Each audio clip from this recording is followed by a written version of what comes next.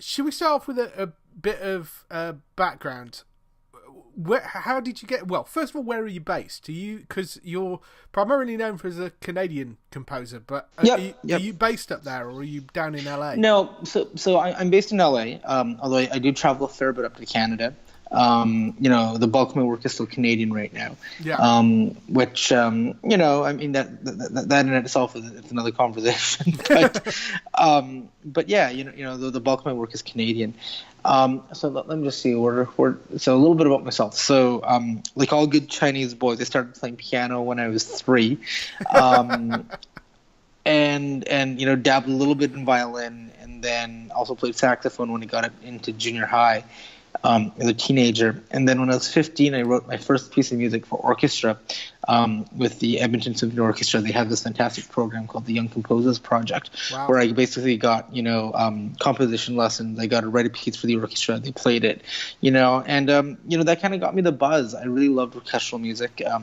I love film music, and I think that was always my goal going into music school and composition.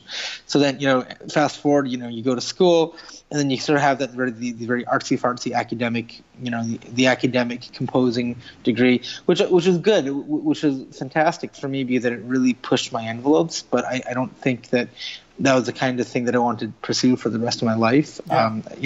It wasn't so much that I wasn't. I was good. I got good marks in school, and I got A's in my composition class. But I just don't think that was really what I was passionate about. I like melodies. I like I like music that people actually listen to. Yeah. And so moving forward, after graduated from McGill in Montreal, I was kind of left I had a choice to either do. Go to LA then and go to school and get really into debt. You're from Australia, so you understand the whole. You understand UK, the whole. UK, I'm from. The UK. I'm sorry. I'm horrible. I'm horrible with the accent. Sorry. But you understand the dilemma of going, going abroad and spending $60,000 on a degree when you're not even like $20,000 in debt from your all 4 years you're undergraduate. So what I said is I'm gonna go. I did this workshop at NYU. Buddy Baker was teaching it, and I sort of learned the real basics of film scoring, and I just kind of took that and I started scoring student short films. We would have these ridiculous 20-piece orchestras for these, student films that were doing it, but because I didn't have the computers to do it, right? So that's sort of how I really got good into the orchestrating and the orchestrating and the being really good at studio, and people have sort of known me as the orchestra guy, because in part when I started out, I didn't have the computers, so I ended up doing these, like I said, these ridiculous. I would beg people and my friends, like, hey, can you come play for pizza and beer again? and it was funny. I remember going to a party one day, and one of my friends said, "Oh shit, it's Darren. He's going to ask us to play for free again, right?" So it's just, but I mean, all jokes aside about that, it got me to where I am now, and I'm really grateful to all those friends. That if it wasn't for their, my first recording session, I'm amazed that we got any music recorded done at all. But it really kind of got me. It's one thing if you waste money, if you're wasting time and you're paying everyone to be there, but it's another thing if people are there, at like 2 a.m, because that's when the concert hall is available to record, and you're wasting their time and you're not paying them right. So it teaches you how to get organized pretty damn quickly. That's brilliant. I mean, sorting out orchestration, and being interested in that sort of stuff from the age of 15, that doesn't seem like something that's particularly common to me,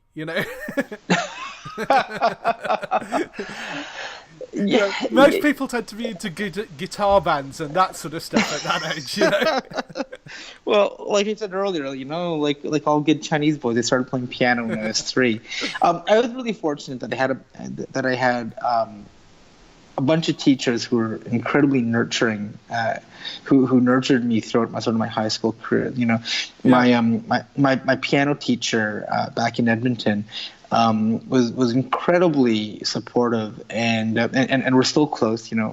Every time we go back to Edmonton, I try to make sure I get time to do lunch with them or something like that. And I actually every summer I go back to my old conservatory music to conduct the string orchestra, because and it's funny when they asked me to do that, I kind of said, I don't think I'm the right guy for the job, and they said, no, we think you're the right guy. But I love working with the kids. Like, I'm glad I don't do it on a day-to-day. I'm glad I'm not a music teacher, but to work with sort of talented kids, for about 9 days, and to get them to a point, is really a lot of fun. But I just remember, I think the importance of having, real professional musicians that you can look up to and have get advice from. And another person who's pivotal was John Astasio, who was a composer in residence of the Edmonton Symphony Orchestra. And he was actually, if you saw there's this making of a film score film that we put out when we recorded the score, John was acting in the booth as sort of an added set of ears in the booth. And it's just great to see that we've moved from sort of being mentor apprentice to really being colleagues. Yeah. And I forget where this question was going. This answer was going somewhere. I'm just blabbing about it. So, one of the things you're probably best known for in Canada is the Great Human Odyssey series. Absolutely. Yeah. So do you want to, because being in the UK, I'm told it's a little bit about like BBC's Planet Earth series, but sort of based around humans. So do you want to just explain a little bit about that? Absolutely. So the Great Human Odyssey, Niobe Thompson, the director, producer, writer, he's also an anthropologist. So he's got a PhD from Cambridge in anthropology, and so he's kind of, the original name of the working title of the series is actually Human, the Miracle of a Species, right? Right. The word miracle had some bad connotations in there. So they changed it to the Great Human Odyssey. But it's really talking about, like, quite frankly, how we as a species have come across so much adversity, between whether it be the Ice Age, whether it be, traveling over across deserts, being able to swim, being able to cross oceans when we don't have when we don't have the modern technology that we're so accustomed to. It's really about how humans as a species have thrived and evolved. And so when Niobe first approached me to score the series, it was you're kind of going like, geez, it's about humans. What needs to, like, why do we need a big orchestral choral score to it, right? And then I think when you take a look at sort of the recreation that he's made, like, there's incredible cinematography. One of the first things that he showed me, he had just gotten back from a shoot in Siberia, and there's a Siberian Inuit warrior who's jumping across ice floes, right? Yeah. And it's absolutely spectacular. And these and I'm looking at this footage. The backdrop is phenomenal. You've never seen anything quite like it. And then you go, oh my God, how did he shoot that? And like, it's this dolly shot across the ice, and so it's amazing what the drone technology can do these days, right? Yeah. But it just blew me away, right? Like cinematography, like you've never seen it. And then so when I finally get the rough cut, you get it, because it's not about, it's not. I'm not a science guy. Like, I've never been a science guy, right? Yeah. But what this is really about, it's really about storytelling about how humans have as a species have overcome adversity. So you have all those human emotions like fear, you have mystery, you have grandeur, you have that epicness, you have all of those things that make, quite frankly, all those emotions that make a great film score. And I think to have a canvas that we had was just it was a treat. And it's everyone has sort of dreamed of being able to do this kind of a score, and to be able to do that, and ironically to do it when I moved to LA, I never would have guessed in a million years that I'd be traveling back to Edmonton, which is my hometown, to go back and for work. But we worked with the Edmonton Symphony, with members of the Edmonton Symphony Orchestra, with Procore Canada, the professional chorus there, and we've come up with a score that has just been lauded, both been released on Vera Sarabande. It's been nominated for a bunch of awards, including Canadian Screen Award, but a bunch of international awards. So there's a certain amount of pride that we get from saying that we were able to go back home and do something that can basically stand up there with the rest of them. When you're handed something like that, where do you kind of start when it comes to the music? You know, You usually start with a deadline, and then you go, "Holy crap! I have how much time to do what?" What's really interesting is that when I work on a project, I try to work away from the picture a little bit. I try to come up with thematic material. You know, I'm not saying that I do this all the time, because there are times where you just kind of start playing around the keyboard. But I always find that when I work away from the picture first, I usually get musically, I have better themes, right? Because when you're working straight to picture, you're trying to fit every nook and cranny. You're trying to hit this frame here. You're trying to hit that thing there. Yeah. So what we had done, Niobe said, we have these trailers, these promo trailers, teasers that we have to do. Would you be interested in doing a little bit of pre-score for them, right? And so that was kind of interesting for me, because the pre-score, what that allowed me to do, that allowed me to write away from picture, but also produce it. So we came up with a lot of thematic material for writing for these three sort of trailer teaser sort of things. And the cues ended up not being 100% perfect for the trailer and the teasers, but what it ended up being, that it became the base, the foundation of the score, right? And we actually we went over to Prague and we recorded these. I was in Prague for another project, so we recorded these cues just so that they were kind of a nice little candy for the editors to play with. But you come up with that sort of thematic material. So Niobe had given me a script. What he was going to be saying in these trailers, and we talked about, emotionally where he wanted to be. So just trying to come up with, I think the most important thing in a score like this is to come up with a good melody. So much of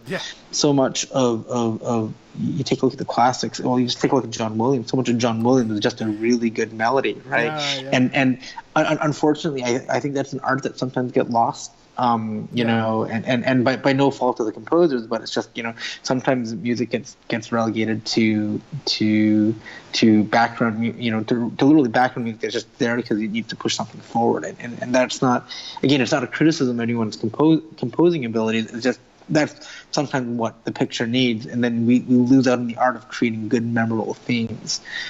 So we came up with 2 or 3 good, memorable themes, and then we get the rough cut of the picture, and then so you're still coming up with ideas. I don't like to work until I get locked picture, which is a luxury these days. Yeah.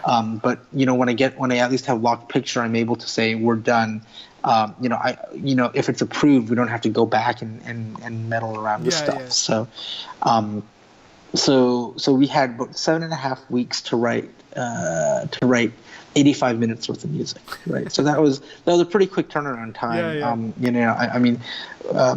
I don't have a big shop like some of the big A-list composers do. I have one assistant, and one tech guy who comes in every now and then, and so we're just, and part of it is sorry, just to give you an idea how close to the wire we were. When we got to, we were flying out to Edmonton on, at Saturday at 3:00 or something like that, right? Yeah. I didn't get my last approval of the cue until about Saturday 10 a.m., right? And then it's like, okay, great, let's pack it up, let's get everything ready, let's go, and then we'll reopen it when we hit the ground in Edmonton. I mean, I have some iPhone footage of my assistant orchestrating on the plane, my assistant building Pro Tools sessions on the plane. It was pretty down to the wire. And of course, when you're doing it in Edmonton, there are no scoring stages there, right? You're not doing it, so you have to, we rent out the concert hall. You have to build a scoring stage from scratch, so we had to hire a whole, we had to rent a whole bunch of headphones, we had to rent a mobile studio, but we had an amazing concert hall, and just you think about all of that, and that you haven't even recorded a note yet, right? But we had a fantastic, amazing team, and it worked out really well. That's crazy. I mean, I know deadlines for TV shows can be sometimes quite close, but usually when you're talking about that, we're talking about like the weekly serial kind of things and that sort of stuff. Yeah, absolutely. For something like that, that's crazy. Particularly the amount of work and the fact that as you say, you've not got this big shop behind you. I mean, I've talked to some of the TV guys, and they've got minions just all over the place. Yeah. I'm sure my assistant Vincent would love it if I called him a minion. So I have a minion, one minion. So. Yeah. You've been into this sort of composing since you were a very young age. What sort of composers inspire you? Wow, you would think after doing all these interviews that I'd have a better answer for this. I'm a big fan of Tom Newman. I think Tom Newman, especially his later stuff, like stuff that's come out in the last 4 or 5 years. I think that he kind of had everyone loves tempting everything with American Beauty, right? And so you kind of get that. But I just have such a respect for his versatility and the diversity of what he can do. You have to pay homage to John Williams because he is, and it's funny, when I was in my artsy fartsy phase in college and in university, it's funny because you think like, oh, John Williams, like, so cliche, right? And then but then when you realize when someone has gone to the point of his career when your music defines what the cliche is. Right. You have to have a lot of respect to that. And let's face it, just like we talked about earlier, great melodies and great orchestration. Oh, yeah. He still does a lot of stuff by hand. I mean, it's incredible. I really am a big fan of Michael Dana's stuff. Michael's just a wonderful person, but his music, I think, it combined a really neat combination of ethnic music, or music with a twist, like The Life of Pi. I thought was a phenomenal score. Yeah. One of my favorite scores of Michael is a Canadian film called Ararat, where he does a lot of stuff. Went to Armenia, did a lot of sampling there, and then brought it back and tied it with the orchestra. And I thought that was just a phenomenal score. So. Yeah. When you're starting something, obviously, like you say, you started playing piano at an early age. What do you tend to go to? Do you always go to a piano to start off with?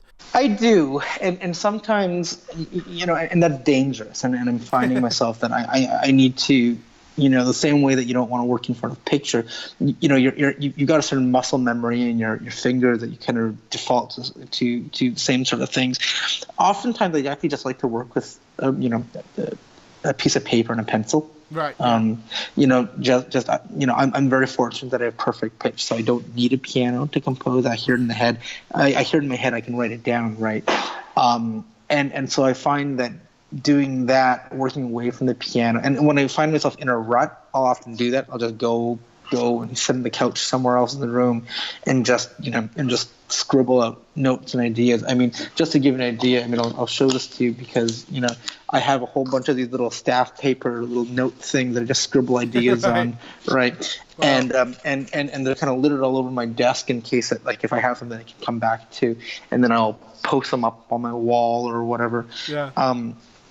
So yeah, I'm a piano guy, but it's dangerous sometimes, and something you just really have to move away from that. So there's like musical post-it notes almost, those things. Yeah, well, here, I mean, let me show you something. This will be funny.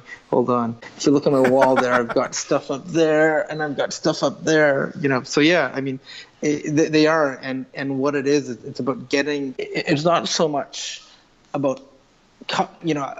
A lot of if you take a look at classical music, and I actually have my old sort of tonal composition textbook sitting around, on my bookshelf. But the whole notion of classical music, the idea of form and structure is quite I don't want to say formulaic, but if you have a 2 or 4 bar melody, it's pretty easy to come up with the rest of the thing. It's just coming up with that initial hook, right? Yeah. And so I, there's a reason why that these little sheets of paper are so small. So because it prevents me from actually writing something full on out. I just want to get these. I just want to get these ideas and get them out and get out as many as I can. Yeah. And yeah, you just kind of go spit them out. It's a really interesting little bit of the process. That. Yeah. What would you say is the most interesting experience you've had in your career so far? I think it's probably working with non-Western instruments. Like, I'm a classically trained guy, right? So I'm used to writing stuff notation wise and doing that. And you're always so grateful when you work with like a non-conventional instrument like a duduk or an erhu or something like that, and being able to put down Western notation and they can make sense of it, because then there's no discrepancy in terms of what you're doing. One of the things that when we were working on Human Odyssey, that we brought in a beautiful singer, a beautiful Lebanese singer, but she didn't have she didn't read music, right? And so she's basically doing it based on cultures and traditions, and so we're just asking her to improvise. And there are certain things in the mode that she's in that aren't working. You're trying to find this common vernacular to be able to go do that. So that's always interesting. I'm just trying to think. I mean, when I went to Beijing to work with the China National Symphony Orchestra, that was also really interesting, because I think I've been to Prague a number of times to record, but I think that when you go to Beijing, it's very much, the irony of it is that I'm Chinese ethnically, right?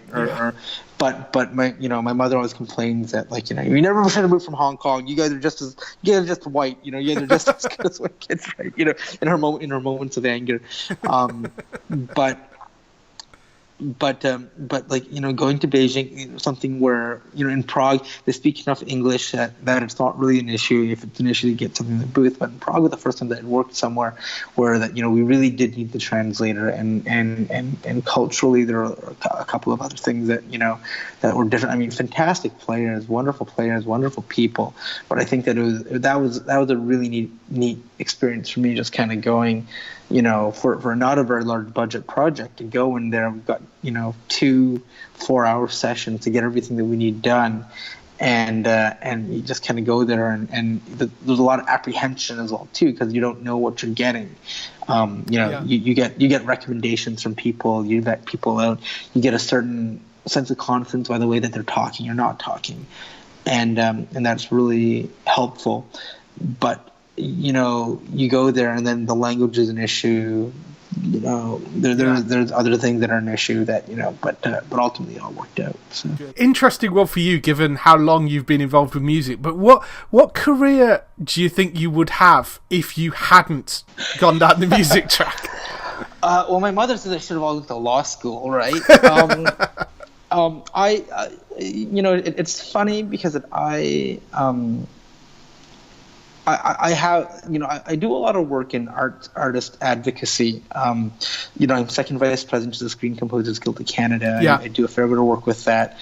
I did a public policy fellowship with an organization called Action Canada. I was sort of their token arts guy that one year, which I found was fascinating. And it's really interesting because my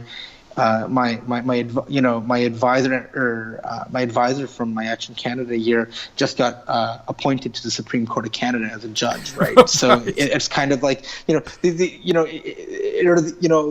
Facebook feed is hilarious. On one day it's like here I am conducting an orchestra. The next day I'm congratulating the new Supreme Court judge, the new Justice Supreme Court. So it's a little it's a little all over the place, but yeah.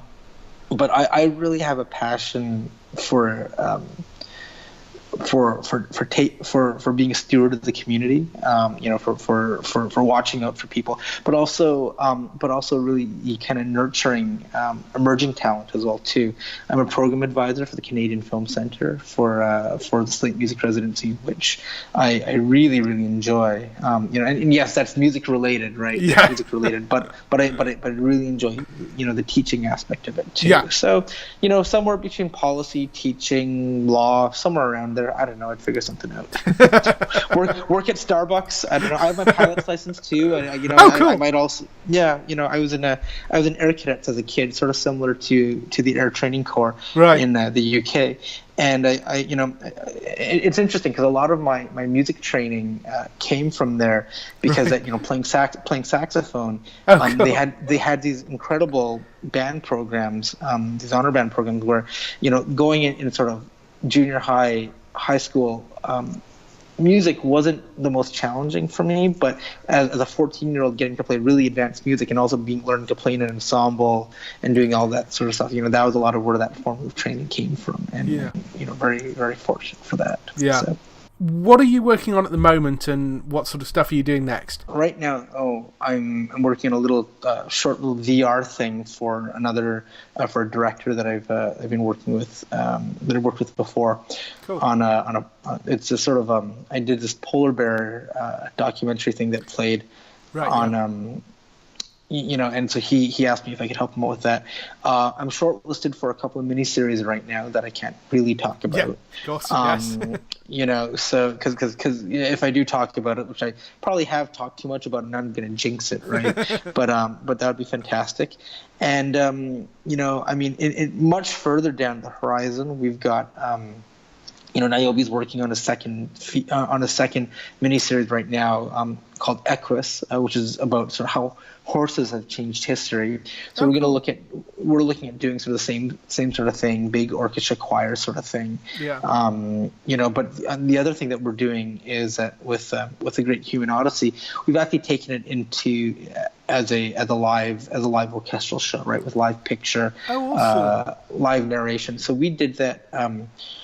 We premiered that in Edmonton in February, and it's funny because it's been such a interesting journey, kind of navigating Planet Orchestra. It's one thing when you hire an orchestra, and you're paying everyone, quite frankly, if you have the money and you do it, they'll do whatever, you can hire the players and you can do it, right? But when you're trying to sell a show and trying to understand all the dynamics that go towards it, right? Can we sell bums and seats? Can we get sponsorship? Can we, do all of that stuff? It's been a really interesting journey for me, in discovering things about, our technical writer, what we need to really spell out there, and all that. We have a couple of orchestras that have committed to dates, and we're just kind of, we're just kind of sealing up the contracts right now, and we're just selling that to both orchestras in Canada, the U.S., and abroad, and so. Together with that, and then once Equus is done, we're going to be doing the same thing with Equus, doing sort of that live show. Cool. Sort of very much inspired by the Blue Planet, the Planet Earth sort of thing. So that's our sort of motivation, and quite frankly, it's fun for me because I get to conduct. Niobe's narrating, and quite frankly, to be able to conduct. An orchestra and a choir for 80 minutes of your work. I mean, that's any film composer's dream, and to be able to get to do that. And hey, we sold out 3 houses in Edmonton, so that was pretty fun. Are you likely to tour that around, or is it? Absolutely, we would. We'd love to be able to take it to other places. Like I said, we're selling it to orchestras in Canada and the U.S. right now, and we're looking at other European orchestras should they do it. We find that the European orchestras tend to be a little bit more, even though that the how do I say this gently? The European orchestras are a little bit more pure about kind of the acts that they bring in, right? Yeah. Even though everyone is doing Harry Potter and E.T. and all that stuff, because quite frankly, they bring bums and seats. Blue Planet and all the David Attenborough stuff is fantastic, quite frankly, because they've got that brand, right? And so we don't, Great Human Odyssey, as successful as it's been, playing in over 40 territories and getting, wild reviews and being played on PBS, and we're going for an Emmy run with it. We don't have that brand recognition that David or the Planet, the Planet Earth series has. So, that's a little bit of a struggle, but we would love to bring it out to, have film, have score, we'll play. We'll play for money. So. Yeah. 2 final questions, which we always ask people because we run a TV website, so we cover a lot of TV shows. So the first question is, what TV shows are you watching at the moment? Oh, so right now, my wife and I have just discovered American Crime. Which is fascinating. I find. So that's an interesting one. What else are we watching? It's funny because whenever I'm traveling on by myself, I catch up on all my like The Walking Dead, all my favorite, because my wife refuses to watch that with me. What else are we watching? My wife. We were watching The Good Wife for a little bit. We just finished that. Oh yeah. And that was kind of something that was entertaining. That wasn't too high maintenance for the head. Yeah. So that's right now is American Crime. I'm a big Walking Dead fan. What's the other? Oh, and I've been watching Toronto Narcos season 2 of Narcos, which I find really entertaining. Amazing show. Yeah, a lot of fun.